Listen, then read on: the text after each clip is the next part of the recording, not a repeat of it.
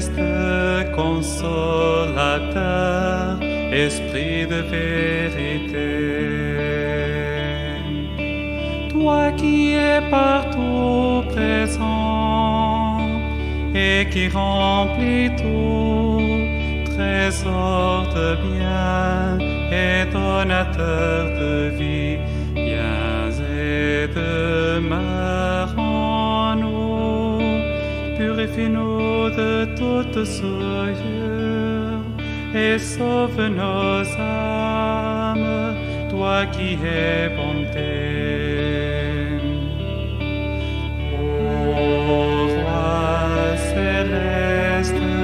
Consolateur, esprit de vérité. Toi qui es partout présent et qui remplis tout, trésor de bien et donateur de vie. Toi qui es partout présent et qui remplis tout, purifie-nous de toute souillure et sauve nos âmes, toi qui es bonté.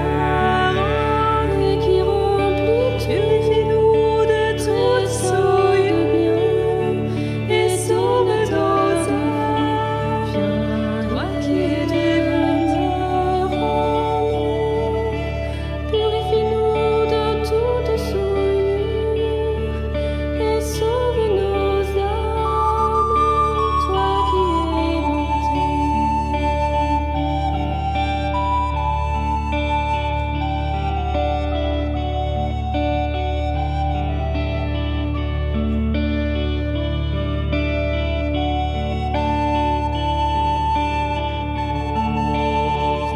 Roi céleste, consolateur, esprit de vérité.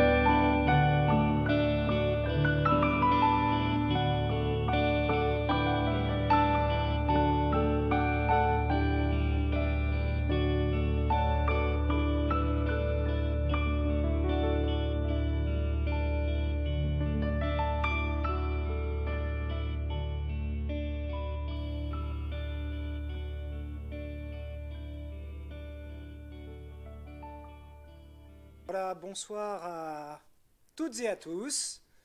Je suis heureux de vous retrouver pour ce parcours à l'Esprit Saint. Donc c'est la 6e édition. Et pour une fois, il semblerait que je sois à peu près à l'heure et que ça fonctionne. Donc j'espère que vous avez bien entendu.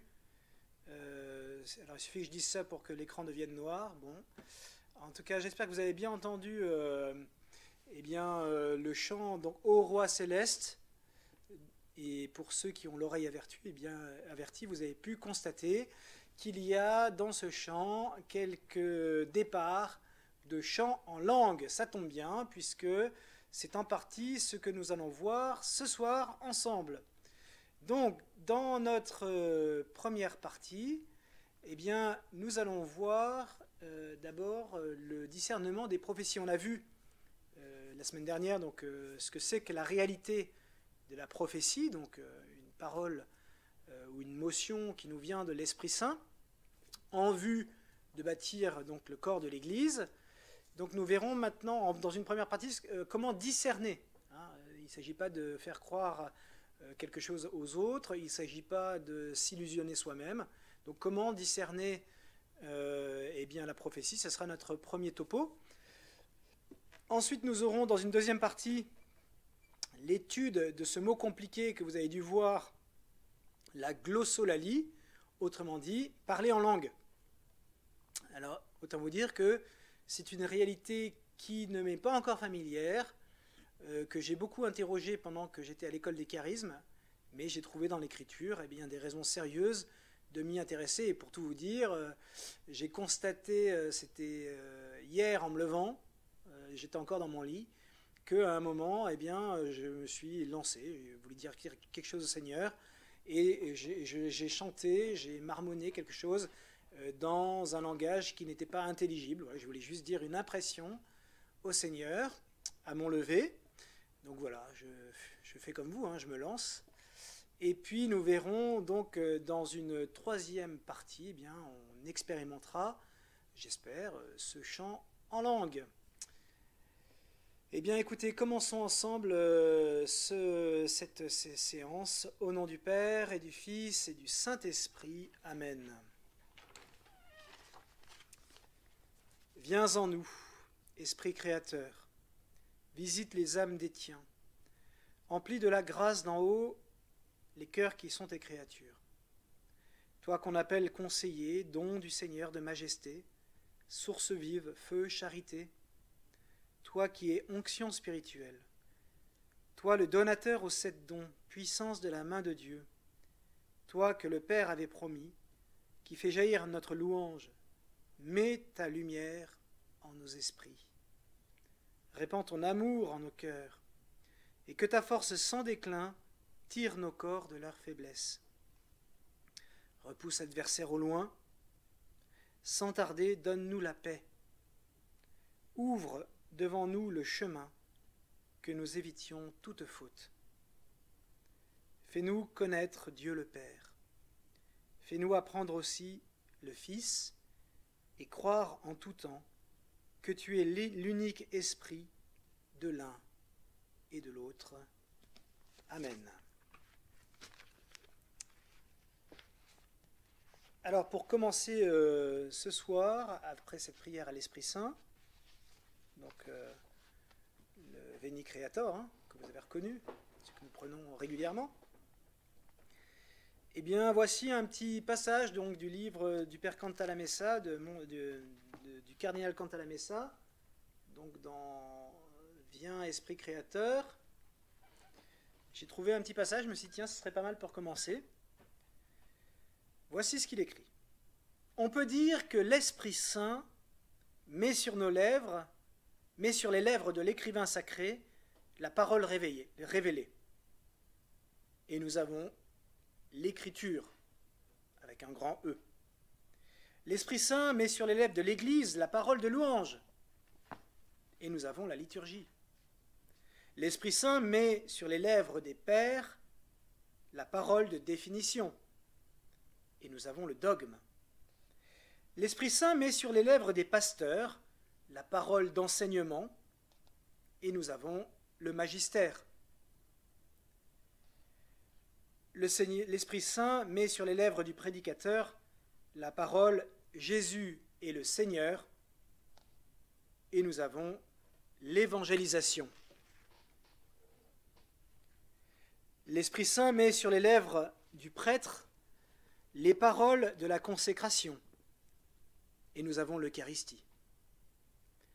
L'Esprit Saint met sur les lèvres des enfants le cri « Abba, Père » et nous avons la prière chrétienne.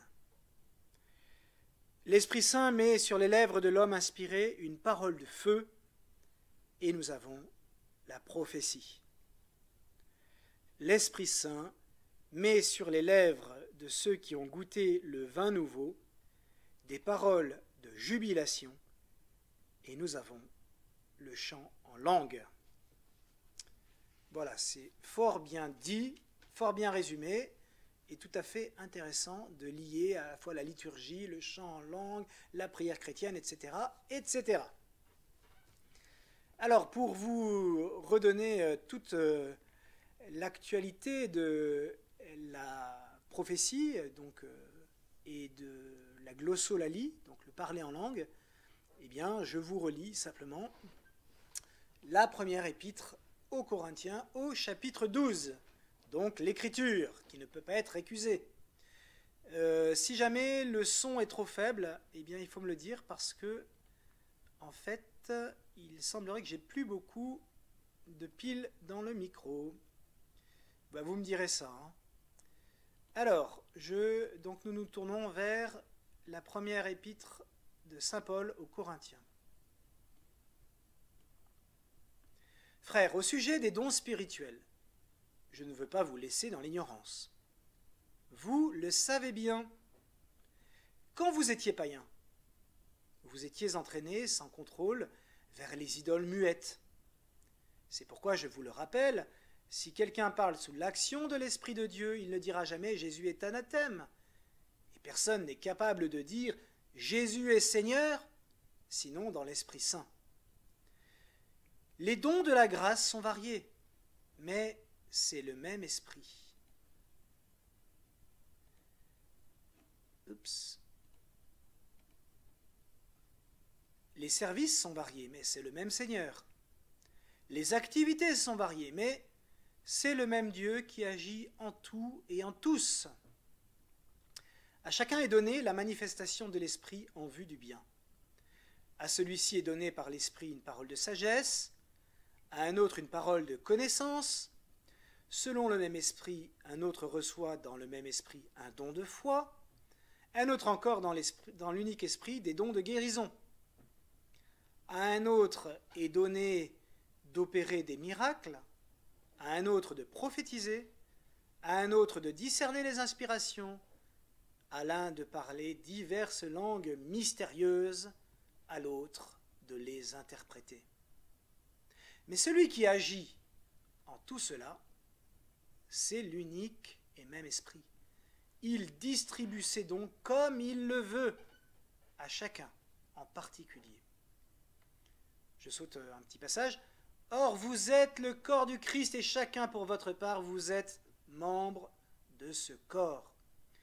Parmi ceux que Dieu a placés ainsi dans l'Église, il y a premièrement les apôtres, deuxièmement les prophètes, troisièmement ceux qui ont charge d'enseigner, ensuite il y a les miracles, puis les dons de guérison, d'assistance, de gouvernement, le don de parler diverses langues mystérieuses.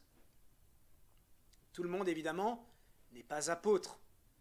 Tout le monde n'est pas prophète, ni chargé d'enseigner. Tout le monde n'a pas à faire des miracles, à guérir, à dire des paroles mystérieuses, ou à les interpréter. Recherchez donc, avec ardeur, les dons les plus grands. Voilà. Donc, saint Paul, et spécialement dans 2 chapitres plus loin, va nous dire qu'il nous faut rechercher ce grand don qui est la prophétie. Et la prophétie, c'est à la fois l'expression de la puissance de l'Esprit Saint qui peut tout, mais aussi c'est le résultat, la conjonction avec notre sensibilité qui va s'exercer progressivement. Rappelez-vous, hein, il faut du temps pour que cela pousse, les charismes. Et puis aussi, il faut, et j'aimerais le redire, un courage véritable. Parce que la parole que nous recevons dans le don prophétique, il n'est pas pour nous, il est pour les autres. Est-ce qu'on a l'audace et l'humilité de se dire « Oui, Seigneur, tu peux passer par moi pour vouloir dire quelque chose à la paroisse, à la communauté, etc. » ou à quelqu'un en particulier. Alors, j'aimerais juste vous prendre un petit parallèle pour vous mettre tout à fait à l'aise dans la question du discernement de la prophétie. C'est, vous pouvez tous faire l'expérience que, en côtoyant les prêtres que vous côtoyez, que ce n'est pas le sacrement de l'ordination qui est le garant de la rectitude de notre parole et de la justesse de notre parole. Oui, je suis ordonné prêtre, oui, j'ai été validement consacré prêtre, très bien. Néanmoins, eh bien, ce n'est pas cette consécration, ce n'est pas ce sacrement reçu qui fait que je vais parler de manière juste. Je vous donne un exemple. Quelquefois, nous exhortons. Alors, ça peut être une homélie, ça peut être une exhortation dans le confessionnal, etc. Et objectivement, il faut le reconnaître, quelquefois, ça tombe complètement à côté. Ça m'est déjà arrivé de me confesser, et le prêtre partant dans des grandes trucs, etc., qui tombait complètement à côté de ce dont j'avais besoin, et il était complètement en dehors de la plaque. Donc vous voyez, c'est pas le sacrement, le sacrement qu'on a reçu, il n'est pas du tout le garant de l'adéquation entre notre volonté personnelle et ce que Dieu veut. Mais en revanche, on peut faire l'expérience aussi inverse, que quelquefois, sans même qu'on en ait conscience, eh bien, on vient par notre parole, par la parole du ministre que nous sommes, toucher le cœur de la personne. Et on comprend que c'est Dieu qui, au travers de nos paroles pauvres humaines, eh bien, nous a permis de dire ce qu'il fallait exactement à la bonne personne au bon moment. Alors c'est pour ça que, eh bien, saint Paul nous dit « Efforcez-vous d'atteindre la charité, recherchez avec ardeur les dons spirituels, surtout celui de prophétie. » En effet, celui qui parle en langue ne parle pas pour les hommes, mais pour Dieu. Personne ne comprend, car sous l'effet de l'inspiration, il dit des paroles mystérieuses. Mais celui qui prophétise parle pour les hommes. Il est constructif, il réconforte, il encourage. Celui qui parle en langue ne construit que lui-même, tandis que celui qui prophétise construit l'assemblée de l'Église. Donc il nous faut demander la prophétie pour la paroisse. Il nous faut demander à l'Esprit Saint de susciter parmi nous des hommes et des femmes courageux, ou des enfants, des jeunes, eh bien, qui aient l'audace d'être, voyez, un peu comme un canal de l'Esprit Saint pour dire aux autres ce que le Seigneur veut leur dire. Et il faut que nous puissions nous donner, dans la mission catholique de Figeac, eh bien, les moyens de devenir sensibles à ce charisme de la prophétie, si jamais il nous est fait. Alors voici une magnifique définition que j'ai reçue durant l'école des charismes. Hop. Alors, voilà, la prophétie, c'est un mot venant du cœur de Dieu, reçu par le cœur du prophète, c'est-à-dire le paroissien ou la paroissienne, qui va au cœur des enfants de Dieu. C'est très intéressant, parce que la prophétie authentique, eh bien, elle nous vient donc du cœur de Dieu, c'est-à-dire de ce Dieu qui veut notre bonheur, qui veut la charité pour nous, qui veut le bien. Et cette parole, elle est reçue par le cœur du prophète, c'est-à-dire que le prophète, le paroissien si vous voulez, eh bien, n'est pas pour rien dans la prophétie. C'est-à-dire que la parole que le Seigneur va lui confier pour quelqu'un d'autre, elle va le concerner aussi. Il va la recevoir, non pas comme quelque chose d'extérieur, mais il va la recevoir de l'intérieur, avec sa culture, avec sa sensibilité, etc., avec son histoire. Et cette parole, elle est destinée au cœur des enfants de Dieu. C'est-à-dire, elle n'est pas destinée à des robots, elle n'est pas destinée à des soldats ou tout ce que vous voulez. Elle est destinée à des enfants de Dieu. Et elle est destinée à toucher le cœur des enfants de Dieu. Alors, c'est ainsi donc que nous allons progresser donc sur le discernement aujourd'hui des prophéties. Le paroissien qui va recevoir par grâce eh bien, le charisme de la prophétie, ce ne sera pas un simple mégaphone qui va juste répéter, etc. Il doit se laisser toucher par la parole qui sort du cœur de Dieu, et ensuite il doit la transmettre avec un grand désir eh bien, d'édifier, de faire du bien, de construire le corps du Christ. Tout de suite, notre premier topo, donc sur le discernement des prophéties. Le discernement des prophéties. trouvons dans la première épître aux Corinthiens, au chapitre 14, verset 29, saint Paul qui nous dit « Quant aux prophètes, que 2 ou 3 prennent la parole et que les autres exercent le discernement. » Alors, tout exercice des charismes, quel qu'il soit, doit être discerné. Parce qu'en fait, on peut être inspiré à certains moments, mais d'abord on peut être inspiré uniquement à certains moments et pas à d'autres. Et ensuite, eh bien, être inspiré à un moment ne signifie pas qu'on est toujours infaillible. Et on va voir qu'un des maîtres mots du discernement, c'est l'humilité.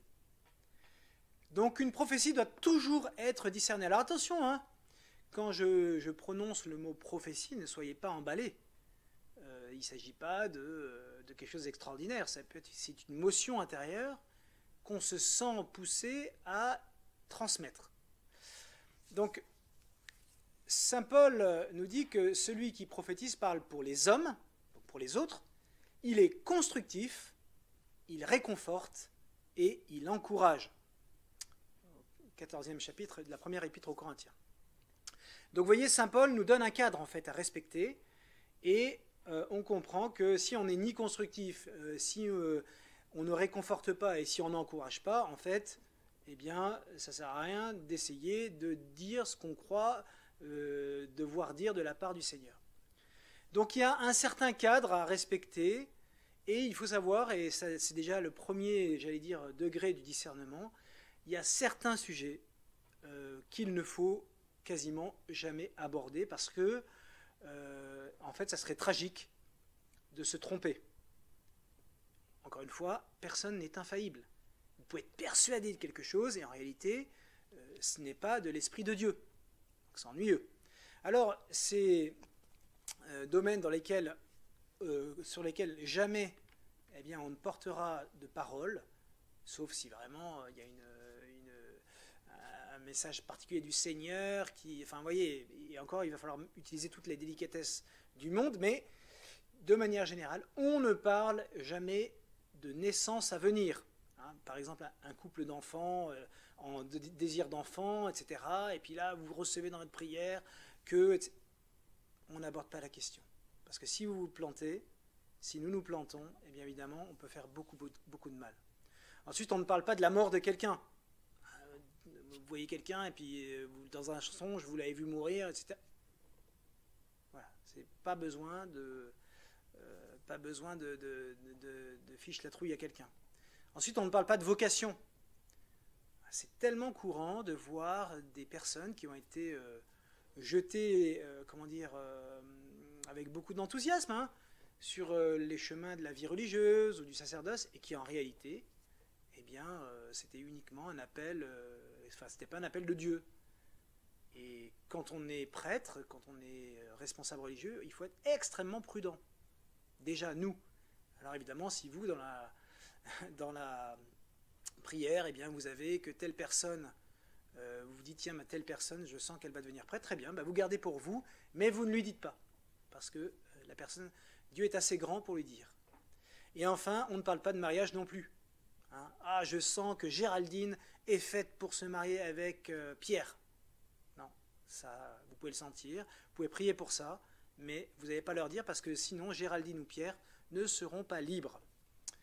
Voilà, donc vous comprenez bien, hein, dans tous ces cas que je viens de citer, eh bien, se tromper peut avoir de lourdes conséquences. C'est pour ça eh bien, que nous n'allons pas jamais, hein, c'est un interdit pour nous, jamais on abordera ces questions si jamais elles nous sont inspirées par le Seigneur. On peut prier pour, mais on ne le dira pas aux personnes. Et vous voyez, Jésus lui-même, en fait, dans Saint Matthieu, nous dit que les faux prophètes, donc ceux qui prophétisent, croyant prophétiser probablement pour Dieu, mais en réalité qui sont des faux prophètes, c'est-à-dire qui ne prophétisent pas au nom de Dieu, eh bien ça existe. Méfiez-vous des faux prophètes qui viennent à vous déguiser en brebis, alors qu'au fond d'eux-mêmes, ce sont des loups voraces. Et un peu plus loin, au chapitre 24, il surgira des faux messies et des faux prophètes. Ils produiront des signes grandioses et des prodiges, comme des charismes, au point d'égarer, si c'était possible, même les élus. Hein, donc ce n'est pas, là aussi, le côté extraordinaire qui vient authentifier une révélation, etc. On va voir que les éléments de discernement, ils ne sont pas du tout dans la matérialité de la forme de la prophétie, ou du miracle, ou du signe qui est donné, etc. Et là, c'est vrai que devant ces risques, on comprend que certains clercs préfèrent l'ordre, un ordre plutôt froid, à un risque de bazar ou d'erreur. Je comprends très bien, et nous comprenons tous pourquoi. Mais c'est sûr que quand on est mort ou quand on ne fait rien, on ne risque pas de se tromper. Donc, c'est pour ça que même s'il y a des risques, même si il peut y avoir des erreurs, eh bien, ce n'est pas une bonne raison, en fait, pour ne pas laisser l'Esprit Saint exprimer au travers de notre corps, de notre personne, sa puissance. Voilà, donc c'est Marie-Élie, donc docteur en sciences bibliques, qui va nous donner un certain nombre de critères. Ce qui est très intéressant, c'est qu'elle, connaissant parfaitement les Écritures, eh bien, c'est une grande assurance pour nous, parce qu'à la fois, elle connaît le prophétisme, et elle est autorisée, elle nous le dit d'ailleurs, elle est autorisée à nous dire que le prophétisme n'est pas uniquement le fait des prophètes, que nous connaissons bien, le prophète Isaïe, le prophète Zacharie, etc. Mais que le projet de Dieu est de faire de nous des prophètes. N'oublions pas, le livre des Nombres, « Ah, si tout mon peuple était un peuple de prophètes, dit Dieu. » Alors, évidemment, quand je parle de prophète, de prophétie, c'est quelque chose, enfin, je ne sais pas vous, mais on n'a pas du tout, ça nous est étranger. Il est évident que nous ne pouvons pas nous confronter à un Isaïe. Nous ne serons jamais Isaïe. Nous ne serons jamais Zacharie. Vous voyez, ces prophètes qui sont présentés dans la Bible, c'est les prophètes professionnels, quoi. Ils ont limite leur carte de prophète, comme il y en a d'autres qui ont leur carte de journalisme. Eh bien, nous, évidemment, c'est pas, on n'imagine pas ça et on a raison. Par contre, il faut avoir l'audace de croire que l'Esprit Saint peut vouloir passer par moi, peut vouloir passer par vous, et qu'il le peut tout court. Voilà. Donc, à partir du moment où nous allons nous disposer à être sensibles à ce que le Seigneur veut nous dire, ou ce que le Seigneur veut dire par nous, eh bien, il va toujours falloir entrer dans et rester dans une logique d'humilité, et n'oubliez pas de progressivité. On va certainement commencer tout petit, mais pourquoi pas un jour parmi vous, eh bien, il peut y avoir des personnes qui vont avoir recevoir du Seigneur des paroles qui vont vraiment encourager les autres, qui vont vraiment contribuer à construire la paroisse, etc. Et donc il va falloir évaluer toutes ces paroles prophétiques, il va falloir les jauger à l'aune de la raison d'abord et de ce qu'elles apportent. Alors pensons à une figure dans l'Église comme saint Ignace de Loyola, dont vous avez tous entendu parler. Vous savez qu'il a donné à l'Église ce qu'on appelle les exercices spirituels. Ces exercices, soit dit en passant, tout prêtre, avant d'être ordonné, ça fait partie de la formation aujourd'hui, nous devons avoir vécu les exercices pour discerner, en fait. Donc c'est un très bon moyen qui a été donné à l'Église. Et qu'est-ce qui se passe au cours de ces exercices ? Eh bien, appuyé sur la force de l'Écriture, et puis en essayant de sonder nos inclinations les plus fondamentales, eh bien, on discerne, on est capable de discerner grâce à saint Ignace, eh bien, si ce qui est de l'ordre de l'inspiration de Dieu et ce qui est de l'ordre de l'inspiration du démon ou de ses anges. Donc, vous voyez, les exercices eux-mêmes de saint Ignace, eh bien, ils nous disent qu'on peut être abusé et que même si on est saint, même si on est habitué à être sensible à recevoir des paroles du Seigneur, eh bien, c'est pas pour ça qu'on ne peut pas se gourer. Donc, méfiance, prudence. Alors, Marie-Élie va nous donner 5 tamis qui nous permettent de grandir dans le charisme de prophétie et de discerner si cela vient de Dieu ou pas. Alors, premier tamis, le tamis de la vérité. Et on trouve dans la première épître aux Corinthiens, saint Paul qui nous dit, au chapitre 12, « Frères, au sujet des dons spirituels, je ne veux pas vous laisser dans l'ignorance. Vous le savez bien, quand vous étiez païens, vous étiez entraînés sans contrôle vers les idoles muettes. C'est pourquoi, je vous le rappelle, si quelqu'un parle sous l'action de l'Esprit de Dieu, il ne dira jamais « Jésus est anathème » et personne n'est capable de dire « Jésus est Seigneur » sinon dans l'Esprit Saint.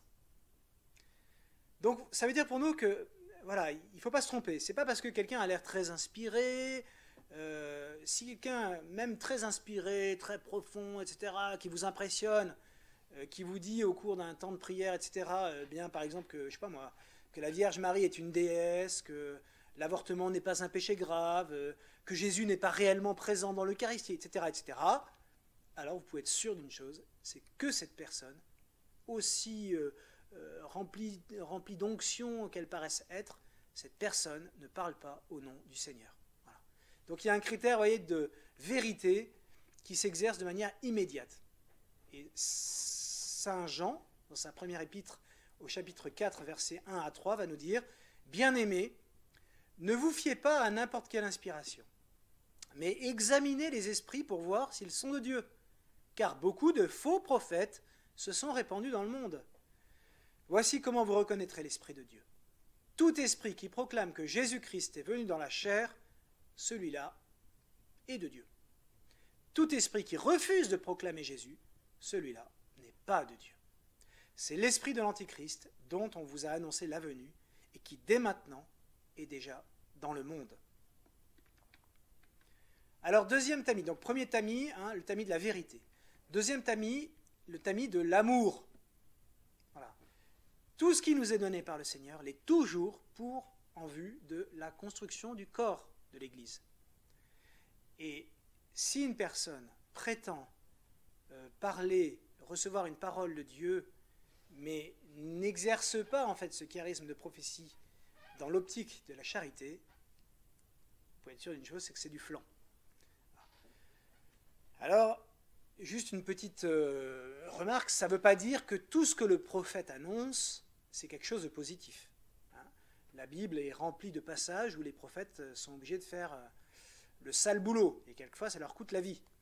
Ils sont obligés de dire des choses qui ne sont pas agréables. Mais de manière générale, c'est toujours pour la conversion d'abord, mais je vous l'ai dit, nous on n'a pas une carte de prophète. Donc il va toujours falloir avoir une immense délicatesse. Et si un jour, pour une raison ou pour une autre, eh bien, il y avait quelque chose à dire à quelqu'un, je ne sais pas moi, par exemple, Monsieur Tartampion, vous recevez dans la prière que vraiment il doit convertir un point de sa vie et que ce point est très gênant, évidemment, vous ne direz jamais cette parole, d'abord devant tout le monde. Il faudra lui dire personnellement. Et puis, toujours mettre les formes et puis les règles de prudence qu'on imagine bien. Donc, tamis de l'amour. Tout doit être motivé par l'amour. Les charismes, je vous rappelle, Saint Paul nous dit qu'ils sont exercés en vue de l'amour. 1 Corinthiens 12, les charismes. Le summum, 1 Corinthiens 13, la charité. 1 Corinthiens 14, on reprend les charismes. Donc ensuite, le tamis de l'humilité. Il faut comprendre, et ça je pense que tout le monde le saisit bien, c'est que la puissance de Dieu n'est pas donnée pour notre gloriole personnelle. Elle est donnée pour la conversion des cœurs et la glorification du Seigneur. Spécialement lorsque les charismes s'exercent de manière puissante. Eh bien, vous voyez, par exemple, dans la Bible, il y a un exemple qui vous est familier, c'est Saint Pierre. Saint Pierre qui commence à prêcher, et puis les gens vont croire, vont s'imaginer, parce qu'ils ne sont pas très au courant, ils vont croire que c'est un magicien, un mage comme les autres. Et voici ce qui se passe, donc c'est raconté au chapitre 12 des Actes des Apôtres, au verset, je dois avoir une erreur, mais enfin je dirais verset 16, non, verset 14 même. Voyant cela, Pierre interpelle là le peuple. « Hommes d'Israël, pourquoi vous étonnez? Pourquoi fixer les yeux sur nous? Comme si c'était en vertu de notre puissance personnelle ou de notre piété que nous lui avons donné de marcher. Vous avez tué le prince de la vie, lui que Dieu a ressuscité d'entre les morts, nous en sommes témoins. Tout repose sur la foi dans le nom de Jésus-Christ. C'est ce nom lui-même qui vient d'affermir cet homme que vous regardez et connaissez. Oui, la foi qui vient par Jésus l'a rétabli dans son intégrité physique en votre présence à tous. Saint Pierre est en train de dire, ce gars qui vient d'être guéri, c'est pas moi qui l'ai fait, c'est la puissance de Dieu, c'est le nom de Jésus-Christ. Très bon réflexe. Il y a une autre aussi guérison célèbre à Lystre. Là, c'est Paul et Barnabé, donc on est au chapitre 14 des Actes des Apôtres. Donc il y a, pareil, une guérison.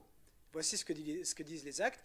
Les apôtres Barnabé et Paul déchirèrent leurs vêtements et se précipitèrent dans la foule en criant « Pourquoi faites-vous cela ?» Ils les prennent pour des dieux. « Nous aussi, nous sommes des hommes pareils à vous, et nous vous annonçons la bonne nouvelle. Détournez-vous de ces vaines pratiques et tournez-vous vers le Dieu vivant, lui qui a fait le ciel, la terre, la mer et tout ce qu'ils contiennent. » Voilà. Donc ça, c'était le tamis de l'humilité. Enfin, le tamis du caractère ajusté de la prophétie. La parole de Dieu, la parole venue de Dieu sous forme de prophétie doit être jugée selon son utilité, ou sur le fait qu'elle conduit à faire le bien, et non le mal. S'il y a une parole qui est donnée, en fait, qui conduit les gens à, je sais pas moi, par exemple, quelqu'un reçoit dans une prétendue parole qui dit pendant le carême, écoutez, à partir de maintenant, le Seigneur me dit, mangez de la viande le vendredi saint. Vous pouvez être sûr d'une chose, voilà, c'est que cette parole, elle conduit à faire le mal. Eh bien, c'est pas du tout, elle ne construit rien, donc voilà, elle n'est pas du tout ajustée, c'est une évidence. Et vous voyez, on a un petit écho de ça dans l'Évangile. Il y a des passages où Jésus va accomplir des signes, par exemple une guérison, et il dit aux gens guéris, surtout vous ne le dites pas aux autres. C'est pas parce qu'il ne faut pas le dire, mais c'est parce que c'est pas le moment. Et quelquefois, les gens, malgré, ils sont évidemment, enfin on les comprend un peu, ils sont tellement bouleversés qu'ils commencent à dire à tout le monde qu'ils ont été guéris, alors que Jésus leur avait dit surtout ne le dites pas. Et en fait, qu'est-ce qui se passe ? Il y a tellement de gens qui viennent que Jésus ne peut pas accomplir sa mission. Et donc, la personne qui a été guérie, qui a désobéi à Jésus, a cru bien faire. Mais en fait, parce qu'elle n'était pas ajustée, eh bien, elle a pourri une partie de la mission de Jésus, qui n'a pas pu faire ce qu'il voulait faire, ce qu'il devait faire. Et encore une fois, sous couvert de faire quelque chose de bien, de dire les merveilles de Dieu. Donc voilà, il faut toujours que la prophétie ou la parole reçue, eh bien, soit ajustée. Et voilà. Enfin, cinquième tamis, eh bien, il faut que ces paroles reçues portent des bons fruits pour toute la paroisse.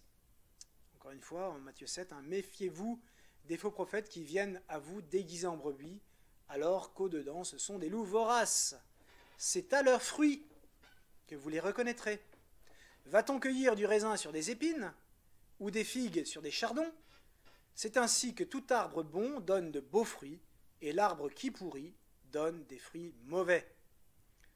Donc, nous devons toujours rechercher, quand quelqu'un, vous voyez, exerce ce don, ce charisme de la parole reçue, prophétique, il va toujours falloir se demander de regarder sa vie. Et qu'est-ce que ça produit dans sa vie ?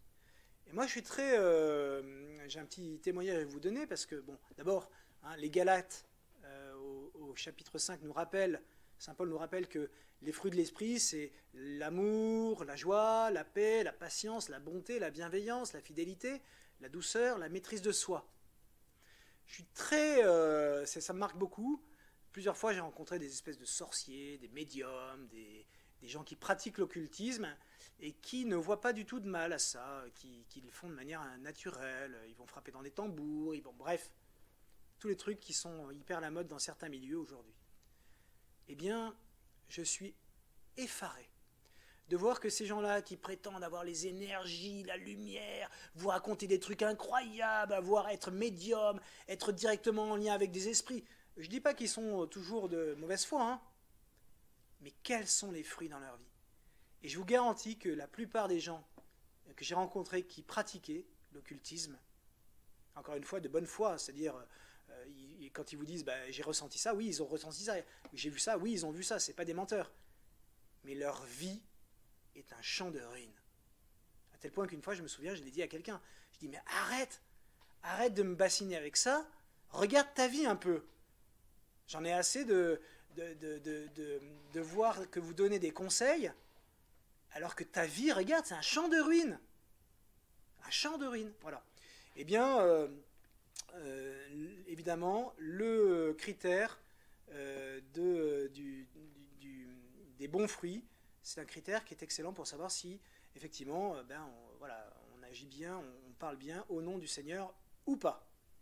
Alors, voici donc pour les images, des différentes images, donc des tamis, des 5 tamis pour discerner un charisme prophétique: la vérité, l'amour, l'humilité, le caractère ajusté de la prophétie, et puis les bons fruits pour la paroisse. Voilà.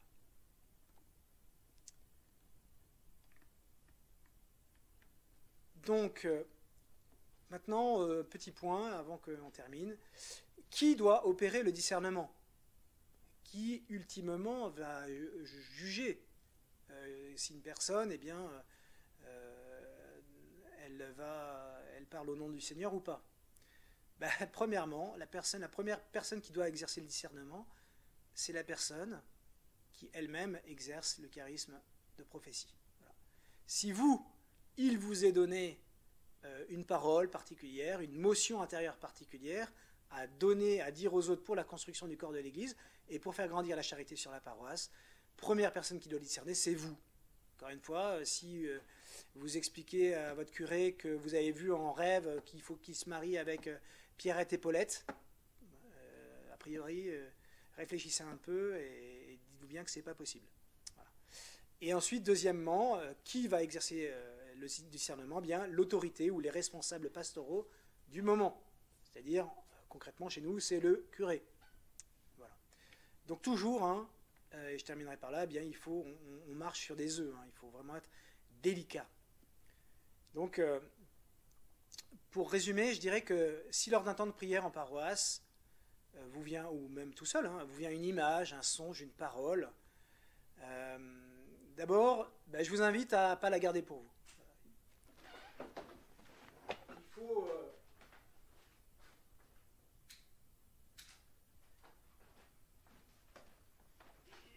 L'exercice des charismes, ça demande d'abord du courage.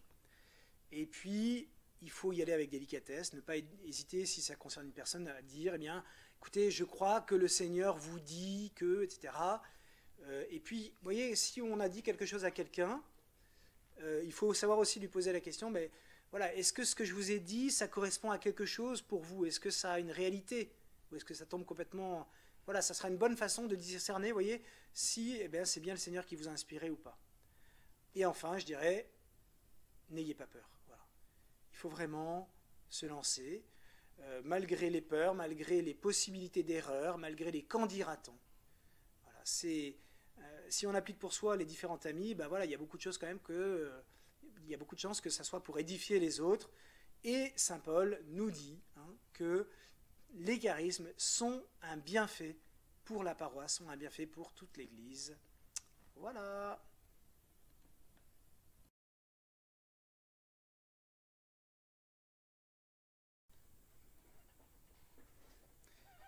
Voilà.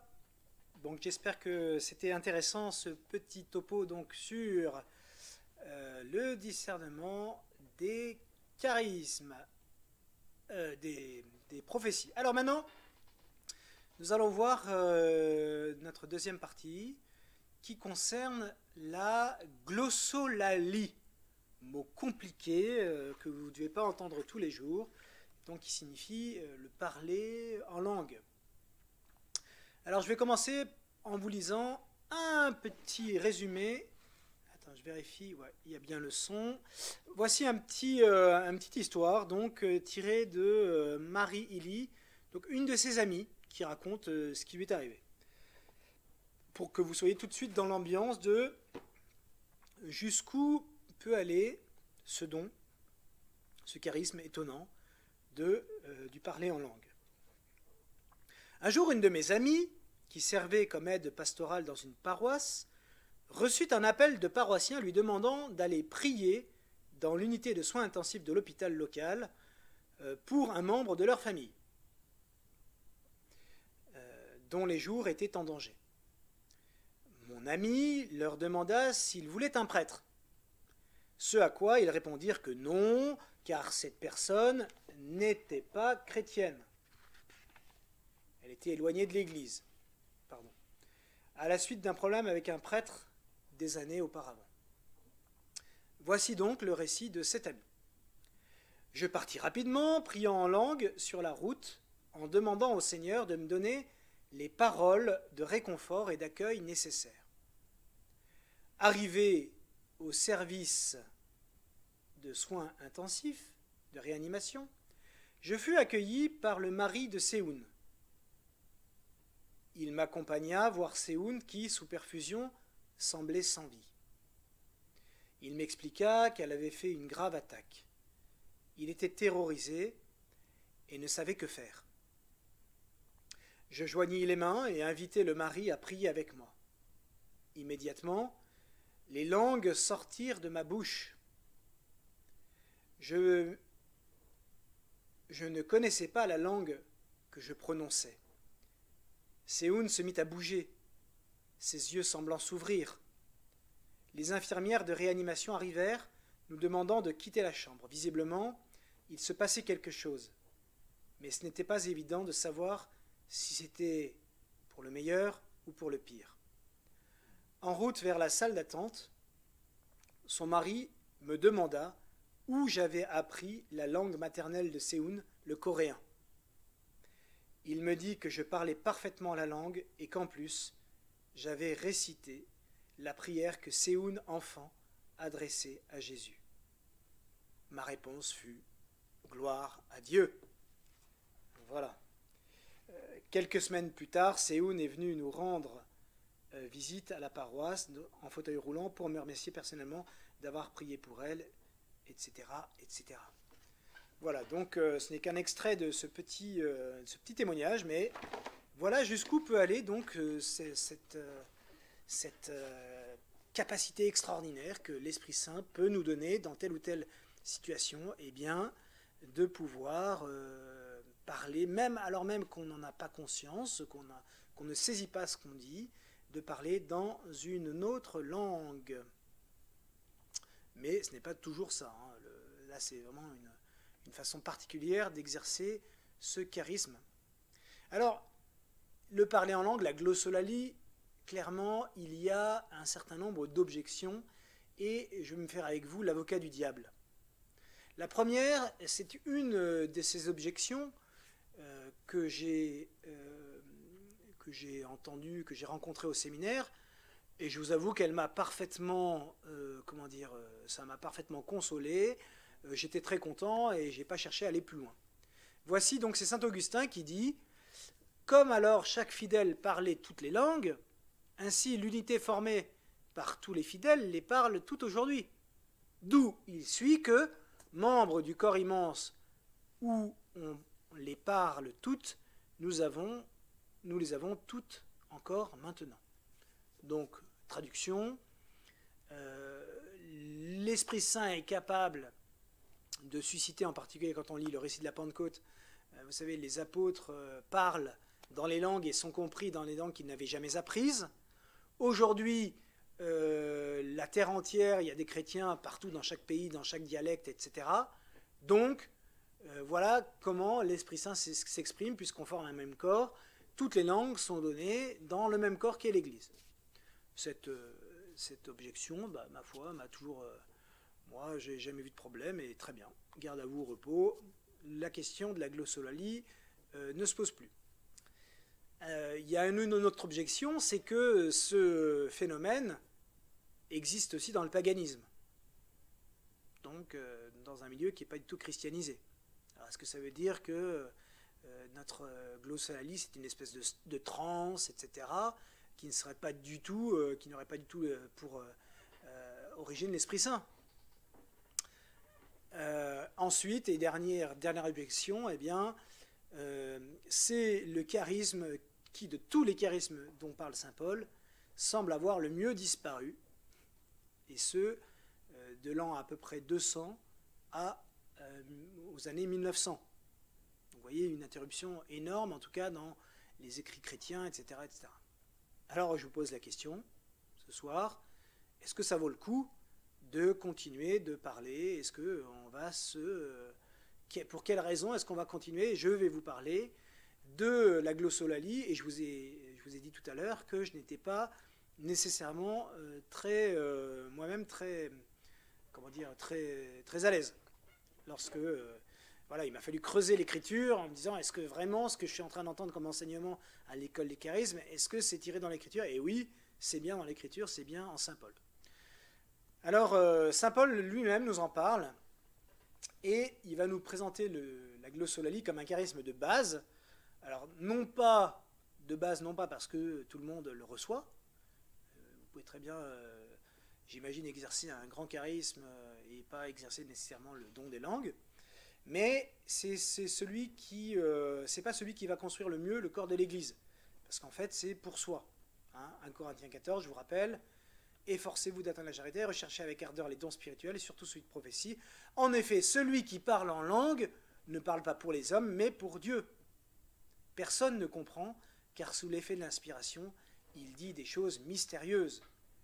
Mais celui qui prophétise parle pour des hommes, il est constructif, réconforte, encourage, etc.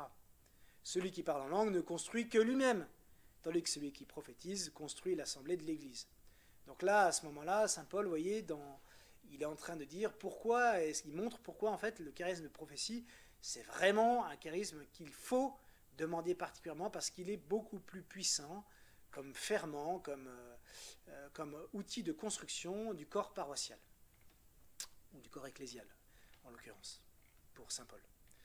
Alors, voici donc une bonne raison de se pencher sur la question, puisque saint Paul en parle et saint Paul le pratique. Donc, déjà, raison nécessaire et suffisante, on pourrait s'en tenir là. Voici ce que dit le cardinal Cantalamessa, donc dans le livre Viens Esprit Créateur, c'est intéressant, c'est un témoignage, il dit « Ceux qui exercent le don de la glossolalie, surtout dans le cadre de la prière personnelle, reconnaissent d'une manière unanime qu'ils favorisent une prière plus intense et un contact avec Dieu plus immédiat qui leur procure de grands bienfaits. » Donc, voilà, fort de saint Paul, fort de l'expérience d'un homme d'église, qui plus est un cardinal de l'église catholique, eh bien, on y va. Alors, les propos dans lesquels je vais entamer ce topo sur la glossolalie, sachant que, en fait, je triche un peu, puisque c'est sœur Marie-Liesse des Béatitudes que j'ai contactée cette semaine, et qui m'a dit, tiens, allez voir sur Internet ma vidéo, etc. Je pense que ça vous ira. Effectivement, ça va très bien. Voilà, donc c'est surtout elle c'est complètement elle qui va faire le topo. Voilà, j'ai préféré demander à quelqu'un qui pratique plutôt qu'à moi, ou pour qui ça serait vraiment théorique. Et voilà, c'est juste à la marge que je m'essaie quelquefois à exercer ce charisme. Pour commencer mon propos, eh bien, je vais quand même vérifier. Hop, au niveau du son, il y a quelques petits bugs. Voilà. Donc,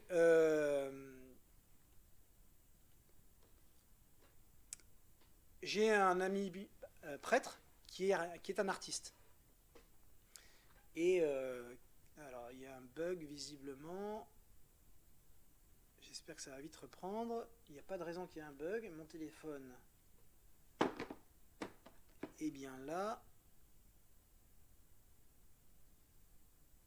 Ok, certainement que ça va repartir, j'espère. Tac, tac, tac, tac. Alors, qu'est-ce qui se passe? Pourquoi est-ce que... On est bien connecté.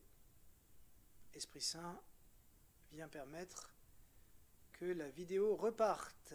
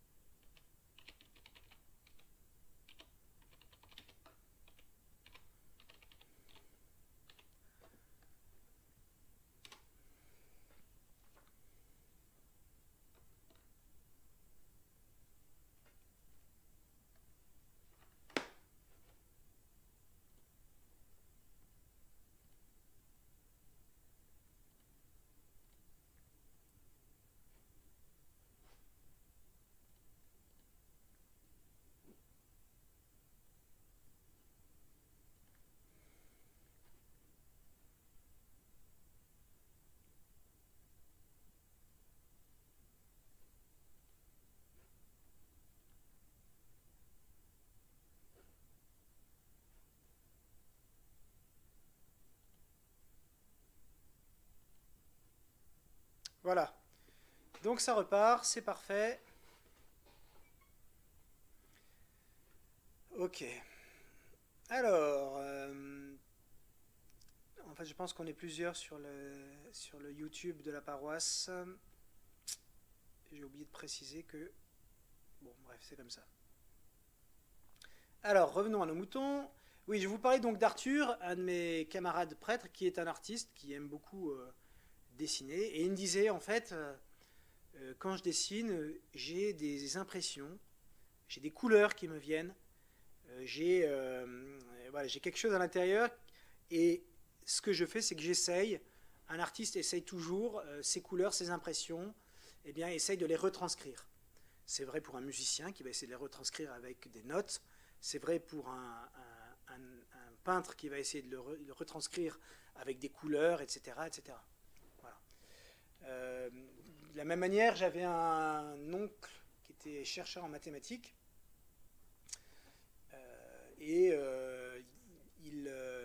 disait qu'il voyait les mathématiques. Voilà, pour lui, les mathématiques, c'était pas comme moi quand je vois des chiffres, des nombres, tout ce que vous voulez. Lui, il voit les mathématiques. Quand vous écrivez une équation, il la voit, il la traduit.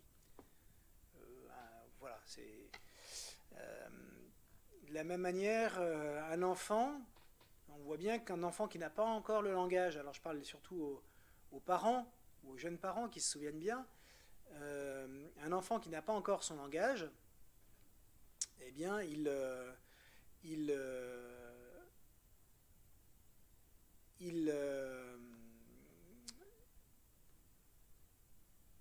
va chercher à communiquer alors même qu'il n'a pas de mots. Et à certains moments, il va se faire comprendre alors qu'il n'a pas de mots. Une personne handicapée, de la même manière, si elle n'a pas toutes les capacités, etc., elle va essayer par d'autres moyens bien, de se faire connaître. Et bien voilà, la glossolalie s'inscrit dans ce type de communication. Alors, chez saint Paul, si on peut donner une sorte de définition, chez saint Paul parle, lui, de diversité des langues, de don des langues, de parler en langue. Ce charisme peut s'exprimer de deux façons, on peut dire. Il s'agit de sons, dit le cardinal Cantalamessa, de sons et de paroles qui n'appartiennent à aucune langue existante, mais sont créés sur le moment. Celui qui parle en langue ne sait pas forcément ce qu'il dit, mais il sait qu'il parle. Il n'y est pas poussé malgré lui, mais peut commencer et s'arrêter comme il veut. C'est pas un peu comme de l'écriture automatique dans les trucs occultes. Alors il y a deux formes possibles, je vous disais. Donc, soit ce sont des messages qui sont prononcés dans l'assemblée, soit c'est une prière personnelle qui est prolongée dans l'intimité. Il y a donc à l'origine, et ça c'est très important, à l'origine du parler en langue, il y a une volonté d'exprimer une prière au Seigneur, une volonté d'intimité avec lui, et évidemment ça c'est toujours bon. Donc je vous donne tout de suite le témoignage de Sœur Marie-Liesse des Béatitudes. Je ne l'ai pas encore regardé, donc je vais le regarder en même temps que vous, et me laisser enseigner.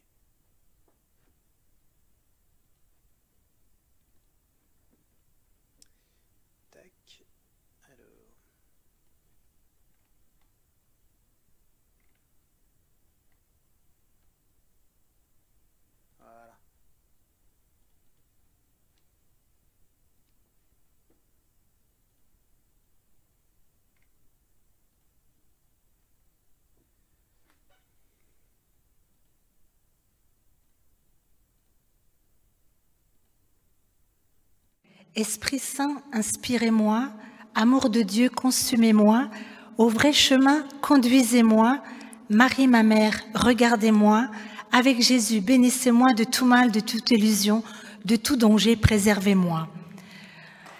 En 1875, une année jubilaire, je ne sais pas pourquoi, mais il y avait une année jubilaire, elle dit cette formule, « Gagner le jubilé, c'est posséder les dons du Saint-Esprit ». Alors ça tombe bien parce qu'on est dans une année jubilaire aussi pour le renouveau, qui sont les 50 ans de la fondation du renouveau charismatique. Et donc, aspirons, possédons les dons du Saint-Esprit. Quand on m'a demandé si je voulais participer à cette soirée, enfin de faire quelque chose, je pensais faire tout autre chose et en priant le Saint-Esprit, du coup, je lui ai quand même laissé la priorité. Et voilà ce que j'ai senti, donc j'espère que c'est du Saint-Esprit, c'était de vous parler du chant en langue, la glossolalie, parler en langue, parce que c'est quelque chose qui souvent est mal perçu, n'est pas bien compris, et je voudrais le faire aussi à travers de ma propre expérience. D'abord, vous savez, Saint Paul en parle beaucoup dans 1 Corinthiens 14, même s'il redresse un peu, parce que c'était un peu le bazar à ce moment-là. Donc, rassurons-nous aussi pour les groupes charismatiques, des fois, il y a des problèmes. Du temps de Saint Paul, c'était la même chose. Donc, il a dû un peu recadrer les choses. Et il dit que le parler en langue ou le chanter en langue est le plus petit des charismes, plus petit des dons.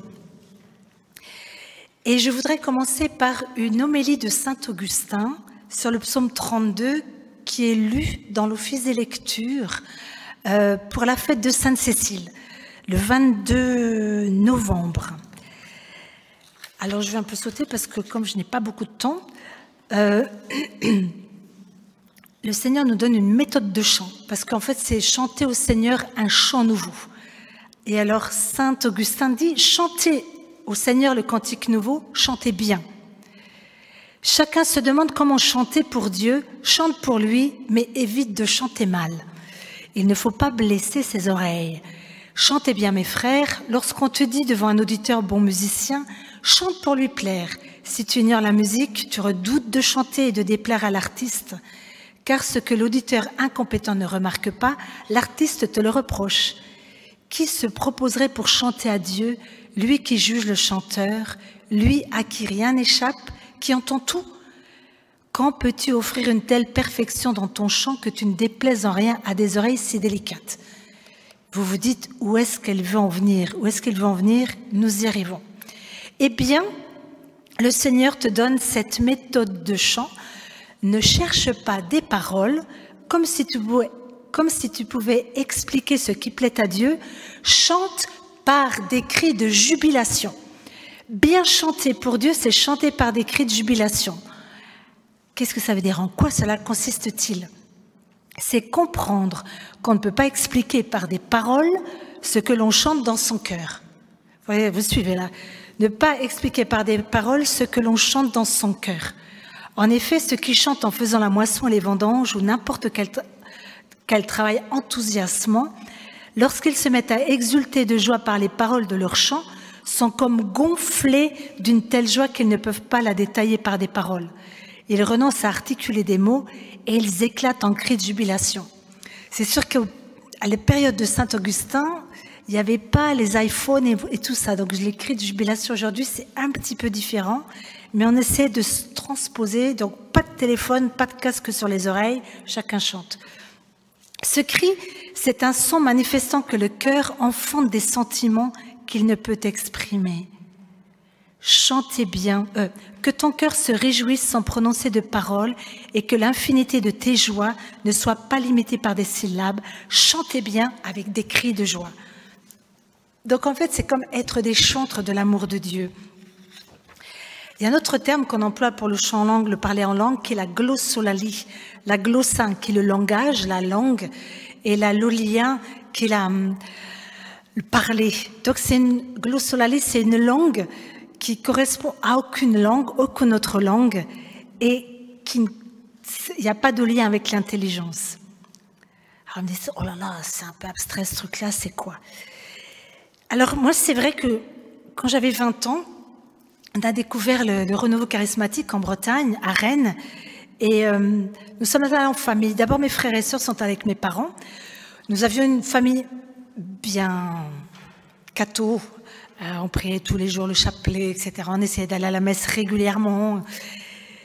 Donc, extérieurement, tout allait bien. Enfin, on faisait... on était pratiquants. Et moi, je n'étais pas allée la première fois. Et quand mes frères et sœurs sont revenus, ils m'ont dit « Oh, il faut que tu y ailles, tu vas voir, ils chantent des trucs bizarres. » mais on est bien quand même. Donc, la deuxième fois, je suis allée en attendant ce moment du chant en langue avec beaucoup de curiosité. Et alors, ça démarre. Et vous savez, vous connaissez ce jeu-là, le chef d'orchestre invisible. On fait ça avec les scouts. On doit savoir qui dirige. On doit trouver qui est le chef d'orchestre. Et alors, je me disais, mais c'est qui le chef d'orchestre? Qui c'est qui commence? Alors, j'analysais. Ah, tiens, il passe en majeur, il passe en mineur. C'était très, très intéressant. Et en fait, il n'y avait pas de chef d'orchestre, puisque le chef d'orchestre, c'est le Saint-Esprit. Donc, je ne pouvais pas le voir. Mais j'entendais j'étais bouleversée par la beauté et aussi par la liberté de ces gens qui priaient. Moi, je pensais que j'étais bien dans ma peau, bien dans tout, et en fait, j'étais hyper coincée, je n'arrivais pas à lever les mains. Et donc, le premier pas, c'était d'abord de découvrir la louange, de pouvoir exprimer ma louange à Dieu. Les premières fois, j'ai cru que j'allais m'étrangler, parce que je me suis dit, tout le monde me regarde, j'étais rouge comme une pivoine. Et en fait, je me rends compte que je n'étais pas assez enfant. Sauf quand on devient adulte, quand on rougit quand on est adulte, enfin, même quand on est enfant aussi. Il y a le père Périguer, un prêtre d'Afrique du Nord, qui disait « Soyez enfants avec le bon Dieu ». Et je crois que le chant en langue, le parler en langue, nous simplifie, nous fait devenir enfants.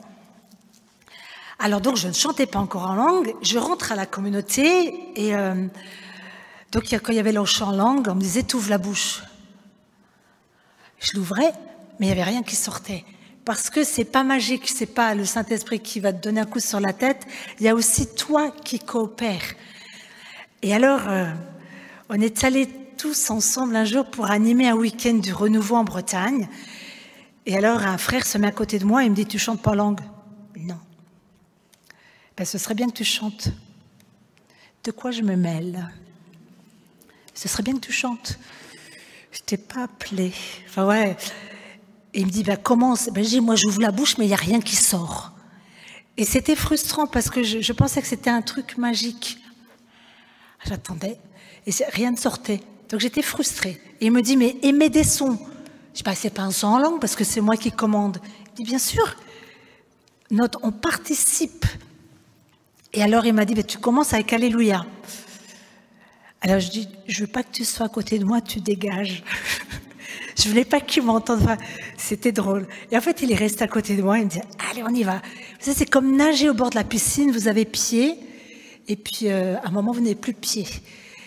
Et ne plus avoir pied, c'était extraordinaire pour moi de pouvoir chanter avec cette assemblée qui chantait. Et de pouvoir nager, enfin, c'est peut-être impropre comme image, mais nager dans le Saint-Esprit, comme goûter sa présence, même si c'était des mots inintelligibles, parce que lui comprend. Alors vous allez me dire, c'est facile, hein. Quand on est dans la joie, facile de chanter. Hein. Saint Paul dit aux Philippiens, réjouissez-vous, soyez toujours dans la joie, en tout besoin, recourez à l'oraison et à la prière, pénétrez d'action de grâce pour présenter vos requêtes à Dieu. Et la tristesse, alors, après je reviendrai sur les références bibliques, parce que ça nous aide un peu, même s'il y en a plein sur le Saint-Esprit. J'en ai choisi quelques-unes. Et la souffrance. Et j'aimerais faire le lien entre saint Augustin qui parle de ces cris de jubilation. La souffrance, en priant pour ça, j'ai pensé au Negro Spiritual. Vous savez, ces esclaves qui arrivent aux États-Unis à l'époque, pour l'esclavage, et ces gens qui, dans les champs de coton, surtout dans l'Amérique du Sud, enfin les États-Unis du Sud, chantent des négros spirituels, chantent des chants Nobody knows the trouble I feel. Personne ne connaît le trouble, la détresse dans laquelle je suis. Personne ne le sait, mais Jésus. Sometimes I'm down, sometimes I'm up. Des fois j'ai le moral, des fois je n'ai vraiment plus le moral. Oh Lord. Et il y a tous ces gens qui reprennent dans un rythme, et des fois des gens qui émettent des sons comme ça. Et je crois que, j'ai envie de dire, je ne sais pas si c'est juste au niveau théologique, mais le négro spirituel est un peu comme le chant en langue dans la souffrance. J'ai mal, je souffre, je suis dans un moment difficile, et ces hommes et femmes étaient dans l'esclavage. Ils n'avaient plus de dignité humaine, et leur dignité, ils l'avaient en Dieu. Et c'est quelque chose qui est très, très, très fort. Quand ma grand-mère est décédée, j'étais dans le centre de la France, à Nohant-le-Fuselier, et j'étais très, très liée à ma grand-mère. Et je suis partie, j'avais 400 km à faire, j'étais toute seule dans la voiture, où je pleurais, j'essayais de prier le chapelet, puis rien ne sortait. Et puis, à un moment, je me dis, mais en fait, il n'y a que le chant en langue. Et je me suis mise à chanter en langue dans la voiture pendant plus d'1 heure. Et en chantant en langue, j'ai reçu cette consolation du ciel.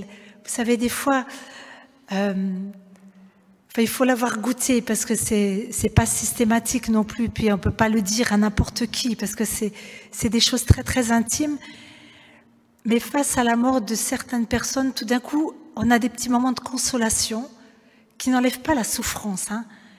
Et puis on dit, tout d'un coup, on a l'impression qu'on est un peu hors de la piscine, comme si on respirait.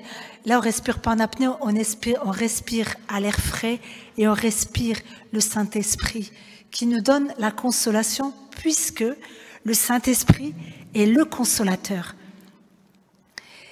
Et aussi un autre moment qui a été très très fort pour moi, il y a quelques années, 3 ans, ma petite maman est restée plusieurs mois dans le coma, 5 semaines dans le coma avant de partir dans les bras du Père. Et donc on priait avec papa près de son corps, et souvent papa me disait chante en langue, prie en langue. Et pendant presque 15 jours j'étais à faune. Je dis papa, je ne peux pas parler. Il dit chante en langue dans ton cœur. Je dis oui, mais tu ne vas pas m'entendre. Je parlais comme ça. Et en fait aussi c'était un moment de consolation. Vous voyez, alors que on avait envie de pleurer, parce que c'est trouvait ça interminable, et puis quand on voit ceux qu'on aime s'en vont, et ça a été très très fort au niveau de la consolation et de l'intercession, d'avoir ces moments de prière en langue. Alors que mon papa, c'est pas un charismatique, mais il est très sensible au chant en langue et la prière en langue, parce que quand on est dans un groupe où tout le monde chante en langue, on a l'impression qu'il nous attire, qu'il nous élève vers le royaume. Le chant, donc je reviens sur mes textes bibliques parce que ça va faire sérieux. Déjà, allez dans Isaïe au chapitre 28, 11. Je vous laisse découvrir Isaïe 28, 11, une sorte de prophétie qui annonce le chant en langue. Et il y a même des paroles. Ça peut vous servir de base pour votre chant en langue, pour votre parler en langue, pour ceux qui ne savent pas quoi dire. Et alléluia, et vous verrez, c'est très intéressant.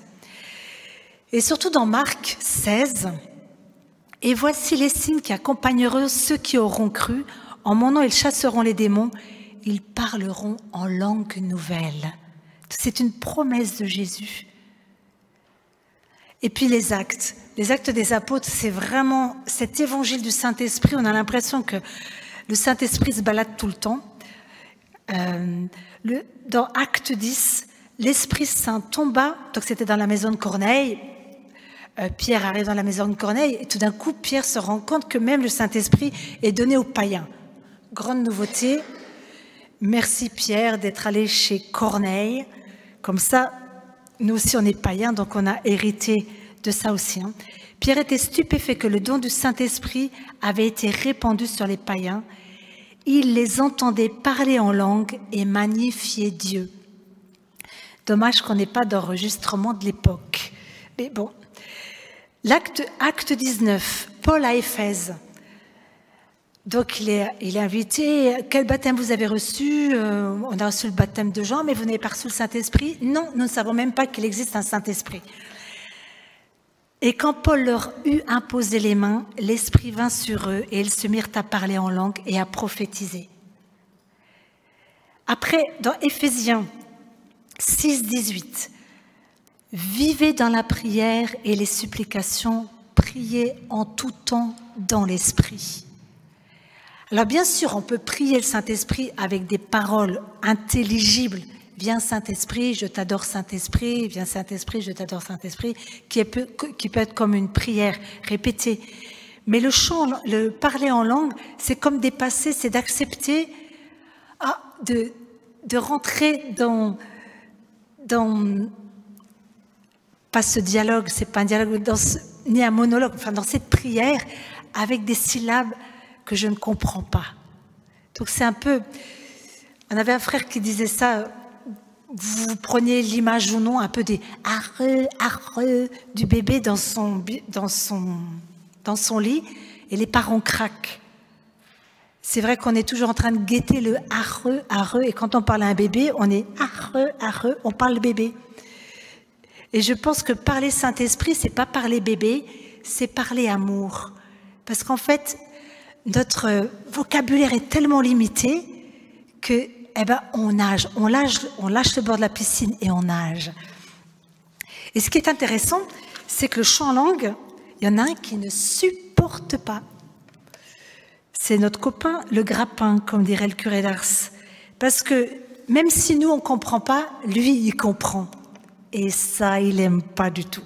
Et souvent, les exorcistes disent ça, que ceux qui chantent et prient en langue, le toto, enfin le malin, il s'agite. Et pour nous, le fait de prier en langue, de chanter en langue et de parler en langue, c'est comme dire au Saint-Esprit, de dire au toto, au grappin, au démon, je suis le temple du Saint-Esprit, j'appartiens au Saint-Esprit. Propriété privée, t'as rien à faire chez moi. Vous voyez, je suis un enfant de Dieu, j'appartiens à Dieu, j'appartiens au Christ, dégage. Ok, enfin, il faut pas être poli avec lui. Hein.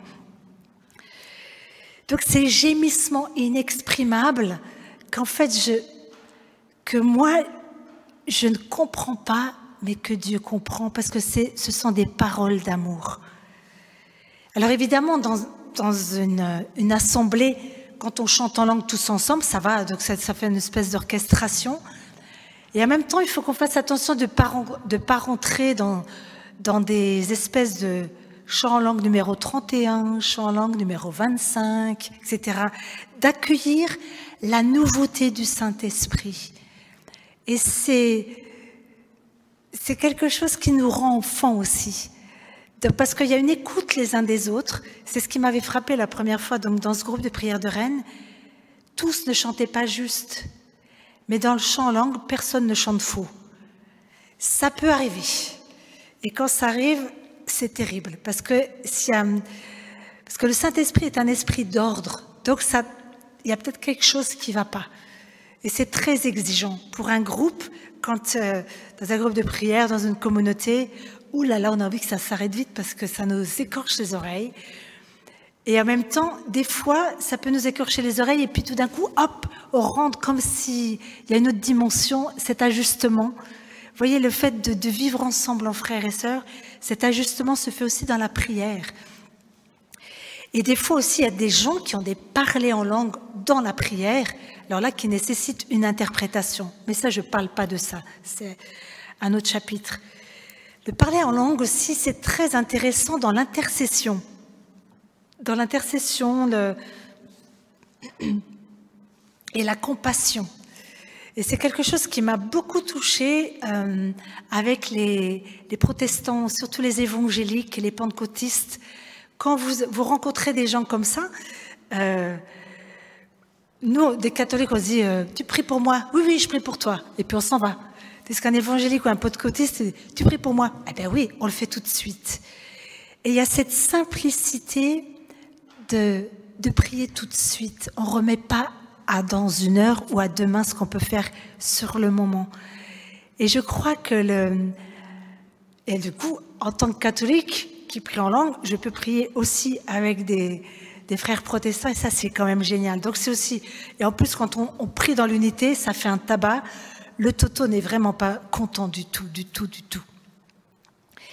Et quand on prie en langue aussi, on invoque l'esprit créateur. Il y a un très bon livre du Père Cantalamessa qui s'appelle « Viens, Esprit créateur » où il développe toute la séquence de la Pentecôte. Et ce chapitre sur « Viens, Esprit créateur » est très très beau parce qu'il dit c'est comme au début de la création, l'esprit est sur la création qui n'est pas encore créée, il y a un tohu-bohu, il y a un chaos, c'est le bazar.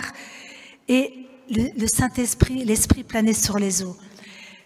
Et après, Dieu intervient, etc. La parole de Dieu qui met un ordre dans ce chaos. Et souvent pour nous, enfin le Père Cantalamessa le développe très bien, il dit souvent invoquer l'Esprit créateur. Invoque l'Esprit créateur dans ta vie. Invoquez-le. Je me rappelle une fois aussi, j'étais en train de lire ce livre quand il est sorti, ça fait déjà un moment, et une situation qui m'était confiée d'un homme qui était un jeune homme qui avait des problèmes vraiment pas bipolaires mais presque, c'était pas facile. Et il venait de se marier, donc c'était un moment vraiment difficile et vraiment pendant 2 ou 3 jours, c'était cette parole qui m'avait été « Viens Esprit créateur ». Viens sur mon frère, mais comme une phrase de vie, une prophétie, une parole de vie que j'invoquais sur lui. Et la joie qu'on a. Et puis, évidemment, je priais en langue. La nuit, je me réveillais, viens Esprit créateur, et shabalala, et je priais comme ça. Et les choses se sont apaisées. Donc, ça marche. Et c'est pas magique, c'est un truc qui marche. Parce que Dieu, il fait son boulot de Dieu et le Saint-Esprit est Dieu, donc il fait son travail de Dieu. Invoquons-le, il est là. Et il meurt de ce qu'on lui demande pas de venir. Et je me rappelle une autre fois aussi, une situation dans une maison, un frère avait ses parents qui étaient au bord du divorce. Et avec une autre sœur, je lui ai dit, écoute, est-ce qu'on peut se lever la nuit pour les parents de ce frère-là, parce qu'il ne peut pas prier, c'est difficile, mais si tu viens avec moi, on va prier en langue. Donc on se retrouvait la nuit, de 2h à 3h du matin, et on se levait et on priait qu'en langue, vraiment qu'en langue. Et puis des fois, si un psaume venait, on priait un psaume, et de temps en temps, on disait, Seigneur, tu sais pourquoi on te prie, et on prie le Saint-Esprit afin qu'il résolve cette situation. Et ses parents sont toujours ensemble, donc gloire à Dieu. Des fois, ça arrive que ça marche pas toujours, mais cette fois-là, ça marchait. Gloire à Dieu. Et prions comme des gagnants. Et c'est vrai que moi, ma rencontre avec le Saint-Esprit a été, et puis la prière en langue a changé ma perspective. C'est-à-dire que avant, je priais, ça c'est mon expérience, un peu comme une perdante. C'est-à-dire que tu pries, je faisais des neuvaines, etc. Bon, Seigneur, tu sais, tu vas le faire, mais quand même, c'est dur. Et donc, on est en train de râler, et en fait, on n'a pas confiance, on ne proclame pas la victoire, on ne proclame pas la vie dans cette situation. Et la prière en langue, la prière dans le Saint-Esprit t'aide à dire, Seigneur, ce serait bien que tu fasses ça, mais tu dis, merci Seigneur, parce que tu le feras, parce que tu le fais. Et c'est vrai que ça change, c'est pas que je donne des ordres à Dieu, mais je rends grâce en avance pour l'œuvre qu'il fera. Et ça marche. Le Saint-Esprit aussi, alors on a là, souvent, vous savez, les charismatiques sont traités de dévisseurs d'ampoules, on l'assume, mais on ne les dévisse pas, on les revisse pour avoir la lumière. Je viens de le trouver maintenant. Donc c'est la lumière qu'on reçoit, on revisse les ampoules. On revisse les ampoules de notre vie, on se capte, on se branche sur le Saint-Esprit. Et si vraiment tu es dans le Saint-Esprit t'amène à la contemplation et à l'adoration. Et un truc qui marche aussi, quand vous priez à l'oraison ou l'adoration, vous êtes distrait, oh là là, qui n'est pas distrait, hein? On pense au menu, on pense à un tel, on pense à ce film qu'on a vu, ce livre qu'on a vu, et puis le temps qui ne passe pas. Priez en langue dans votre cœur. Vous allez voir, c'est comme si le Saint-Esprit réanimait en vous tout ce désir d'aimer Dieu et toute cette...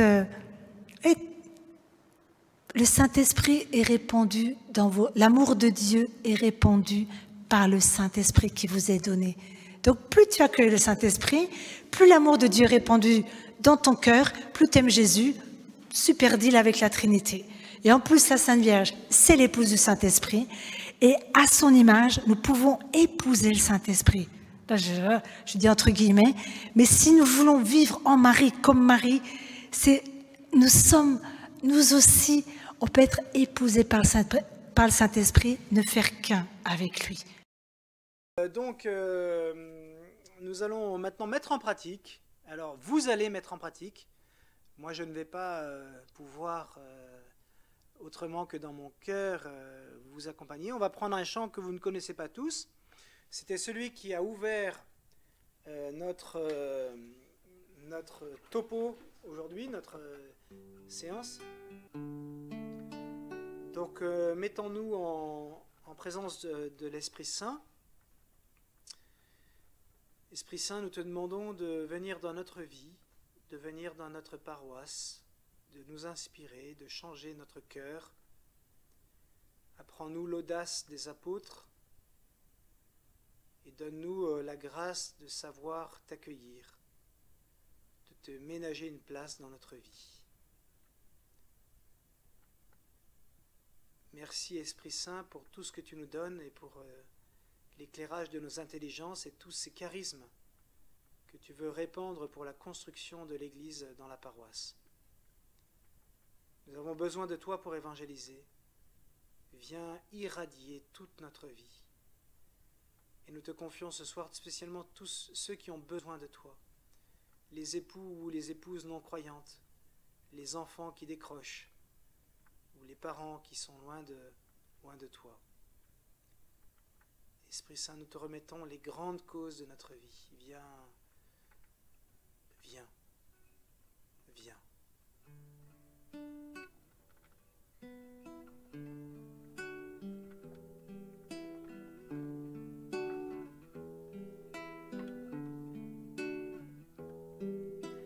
Ô roi céleste, consolateur, Esprit de vérité, toi qui es partout présent et qui remplis tout, trésor de bien et donateur de vie, viens et demeure en nous, purifie-nous de toute souillure et sauve nos âmes, toi qui es bonté. Ô roi céleste, consolateur, Esprit de vérité, toi qui es partout présent et qui remplis tout, trésor de bien et donateur de vie, viens et demeure en nous, purifie-nous de toute souillure et sauve nos âmes, toi qui es bonté. Ô roi céleste, consolateur, Esprit de vérité, toi qui es partout présent et qui remplis tout, trésor de bien et donateur de vie, viens et demeure en nous, purifie-nous de toute souillure et sauve nos âmes, toi qui es bonté.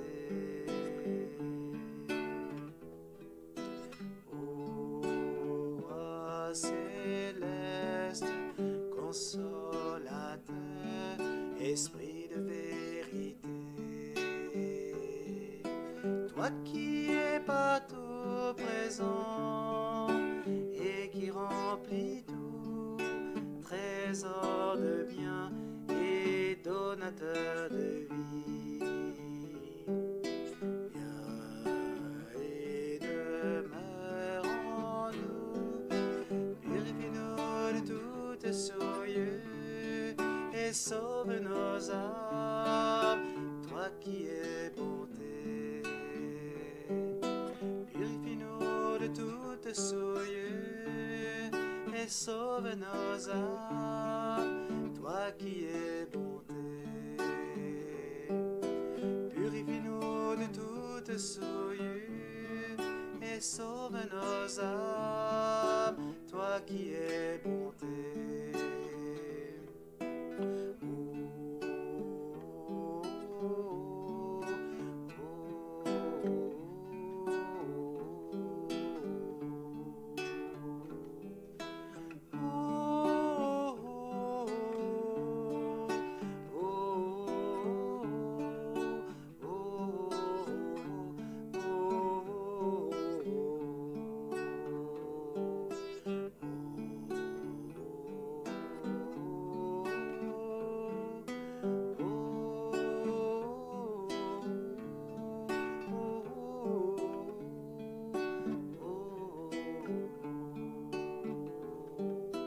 Purifie-nous de toute souillure et sauve nos âmes, toi qui es bonté.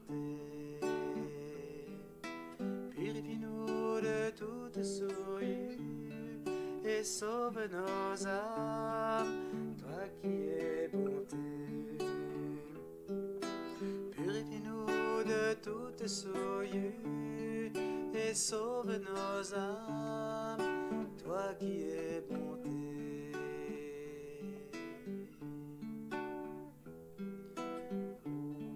Ô roi céleste, consolateur, esprit de vérité,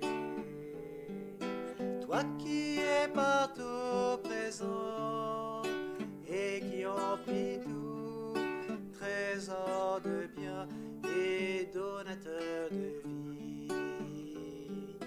Viens et demeure en nous, purifie-nous de toute souillure et sauve nos âmes, toi qui es bonté. Purifie-nous de toute souillure et sauve nos âmes, toi qui es bonté. Purifie-nous de toute souillure et sauve nos âmes, toi qui es bonté.